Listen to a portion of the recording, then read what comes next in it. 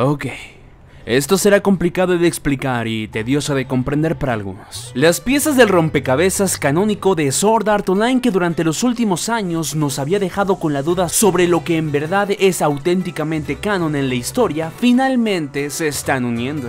Verás, la palabra canon se refiere a lo que el autor, en este caso de SAO, Reiki Kawahara, escribe con su puño y letra, lo que plasma en las novelas de Sword Art Online.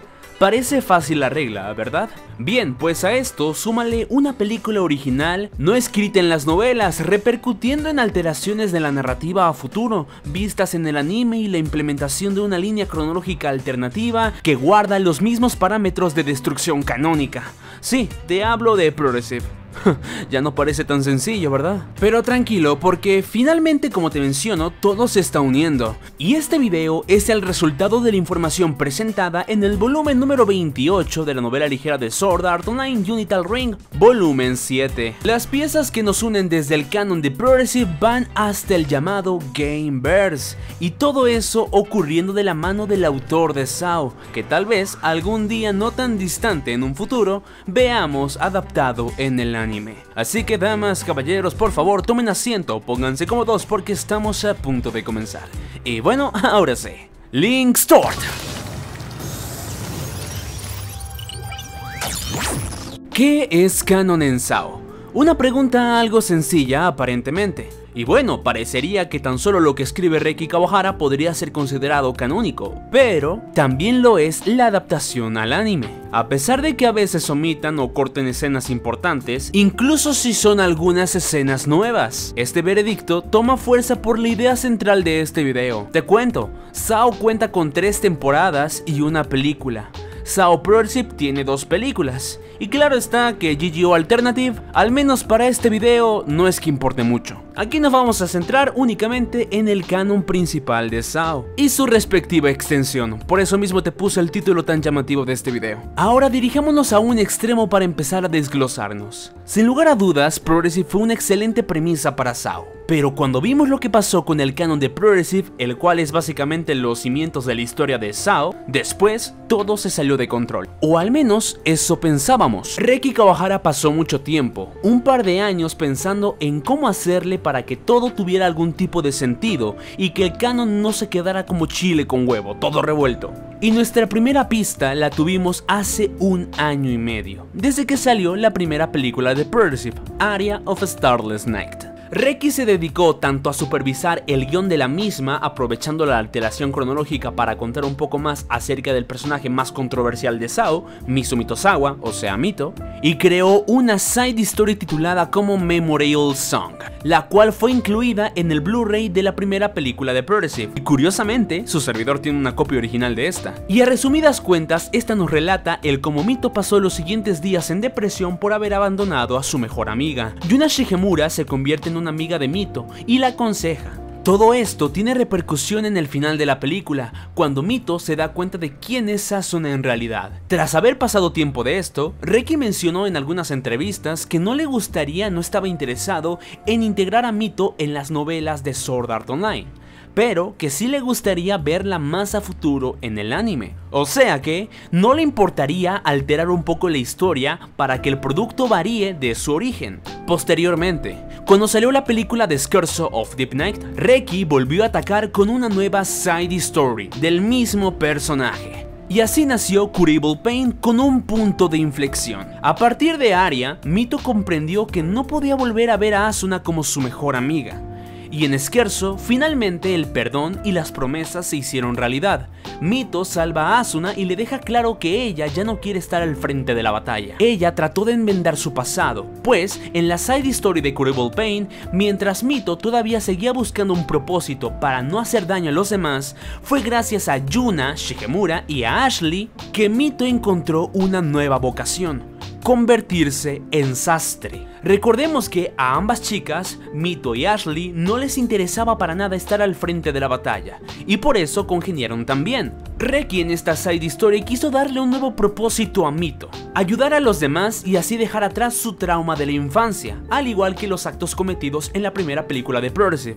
En otras palabras, en estas 2 side stories incluidas las películas podemos ver un nuevo renacer para Misumi Tosawa, una nueva manera de florecer, o como mejor lo conocemos, un poquito de desarrollo de personaje. Entonces, teniendo en cuenta que Mito ya tiene un nuevo propósito, este dio sus frutos. A partir de aquí no tenemos contenido existente de la saga de Progressive vista en la película o side stories que la engloben, pero hay un material del cual sí tenemos información. La siguiente pista que tenemos sobre Progressive fue en el evento de SAO Full Dive. Sí, ese mismo evento que vimos en directo hace 2 años. Es aquí en donde se nos relata que, a partir de que Mito dejó el frente de batalla, se convirtió en una sastre reconocida y logró juntar dinero para abrir su propia tienda, y sorpresivamente, a pesar de todo lo que vimos con anterioridad, siguió siendo amiga de Asuna y compañía. Invitó a sus amigos a la inauguración de su nueva tienda, y un tiempo después un joven espadachín llegó con ella pidiéndole una nueva armadura. Este joven espadachín se trataba de un viejo amigo, y al final, como obsequio, Mito le creó su icónico atuendo a Kirito, el abrigo del espadachín negro, con el que completó el juego mortal de Sword Art Online.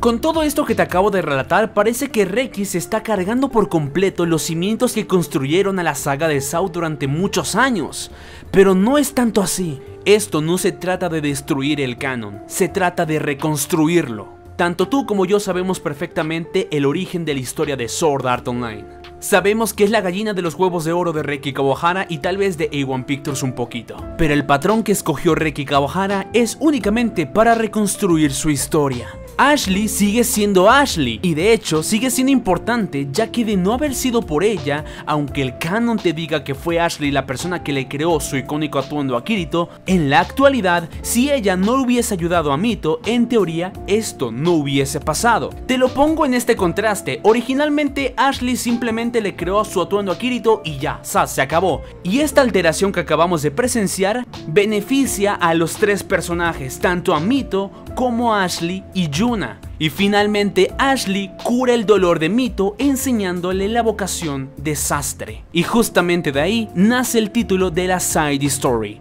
Curable Pain. Así que de aparentemente solo un personaje tuvimos 3 pájaros de un tiro, desarrollo de 3 personajes al mismo tiempo. Quiero decir, a partir de ahora, algunos personajes que no tuvieron tanta importancia o que solamente fueron vistos en pequeñas apariciones en la novela, ahora tienen mucho más peso en la historia que antes. Y no solamente se trata a que la existencia de Mito está directamente relacionada con Asuna. Esa realidad tan plana es tan solo la punta del iceberg que logramos observar a través de las películas de Progressive. El desarrollo de Mito es muy profundo. A mi opinión, es un personaje que le dieron un excelente desarrollo en todas sus entregas, no solamente de las películas, porque como te menciono, esto es tan solo lo más superficial. Pero oye, Fede, ¿por qué me esmero tanto en hablar de ella en un video sobre lore de SAO? Bueno, porque literalmente, para bien o mal, Mito fue la persona que se cargó todo el canon de SAO, porque la verdad es esa. Aún así, toda esta reconstrucción está bastante bien planteado. Retomemos, el hecho de que Mito haya abandonado la batalla para quedarse como sastre explica indirectamente el por qué Asuna nunca más habló de ella. Se nos deja claro en el evento de Full Dive que Mito de vez en cuando se mensajeaba con Asuna, pero ya no se podría considerar como su mejor amiga. Pasó de ser la amiga inseparable de Asuna a ser una simple conocida, de un personaje principal a un personaje secundario. Y esto en la vida real es algo muy común. Piensa en esto como si se tratase de tus amigos, tus antiguos compañeros de la escuela, que pasaron de ser tus inseparables amigos, tu grupito de amigos, a ser tan solo viejos conocidos que rara vez interactúan. Pues esto es justamente lo que le pasó a Mito en Progressive. Pasaron los meses, los años, y evidentemente como Mito ya no es la best friend de Asuna, en ningún arco a partir de ahí en adelante tuvimos ninguna mención acerca de ella, porque cada quien tomó su camino tal cual pudimos observar al final de la película de Scherzo. En este mismo evento, el Full Dive, tuvimos otra aparición de ella en el futuro, específicamente en el transcurso del arco de Unital Ring, o al menos en un inter entre las fechas del final de Alicization y el transcurso de este último arco. Esto quiere decir que sí, Mito sobrevivió a los acontecimientos de SAO. Y si bien en su momento no teníamos claro si esto podría llegar a ser canon o no, finalmente Reki nos dio una respuesta, o más bien una pista casi extremadamente clara. Hace un par de días se reveló la portada del próximo volumen de la novela ligera de Sword Art Online volumen número 28, Unital Ring volumen 7. La trama nos cuenta que, mientras que Kirito y Ali se encuentran en Underworld después de los 200 años y están a punto de comenzar una nueva guerra, Asuna por su parte se encuentra en el mundo real recibiendo un mensaje de una vieja amiga, y el mensaje dice lo siguiente: lo siento, Asuna, discúlpame por no llamar en estos últimos 2 años, es un caos lo que está pasando con los mundos virtuales. Y justo cuando Asuna está a punto de mencionar el nombre del remitente, la sinopsis termina. Y a ver, está clarísimo que si un conocido de hace 2 años le mandó un mensaje a Asuna, y más teniendo en cuenta que es una mujer, la opción más evidente es que se trate de Misumi Tosawa, al ser una sobreviviente de SAO de hace más de 2 años. Y la otra opción era Argo, pero ella ya hizo aparición en los primeros volúmenes de Unital Ring, así que descartado queda. Aunque no es seguro, hay un 99% de probabilidad de que se trate de Mito. Ahora, es irónico que Reki haga esto, pero es propio de él. Cuando él dice algo, pasa exactamente todo lo contrario. Supongo que lo hace adrede para crear hype por sus entregas. Ahora, esto parece una movida muy loca, ¿verdad? Pues no termina ahí. Si eres fan de SAO, recordarás que existen juegos que guardan su propia cronología independiente a lo que conocemos de la novela o el propio anime. Esto genera que el universo de los juegos de SAO tenga su propio lore, al cual lo bautizaremos como el Gameverse. Una vez aclarado esto, creo que está de más mencionar que ningún juego se podría considerar canónico a la historia principal de SAO, ya sea las novelas o al anime, pero lo que sí existen son los personajes presentados en dichas entregas.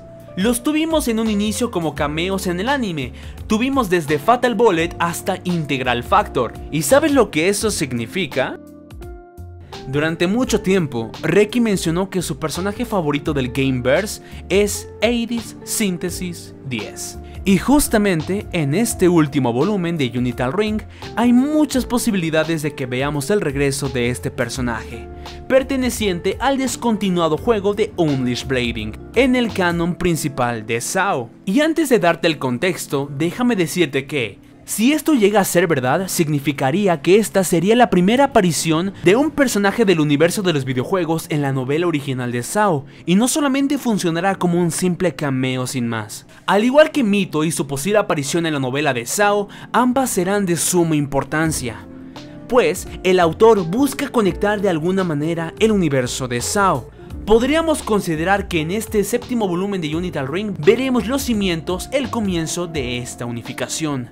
Ahora sí, la trama de este nuevo volumen también nos relata que, mientras Alice se encuentra combatiendo contra el emperador de la oscuridad llamado Akmar, finalmente, la antigua vicecomandante de los Caballeros de la Integridad que defendieron su hogar en la guerra de Underworld de hace 200 años, Fanatio Síntesis 2, despertó de su estado de congelación. Y junto a ella, una silueta un poco más pequeña y joven la acompaña. La leyenda cuenta que 7 de los antiguos guardianes de Underworld sellaron su durabilidad junto a Fanatio, para que algún día fuesen despertados para volver a proteger su mundo. Se menciona que algunos de los guardianes que eligieron sellar su vida son el número 5, el 15, el 14, el 9, el 13, el 4 y finalmente el número 10.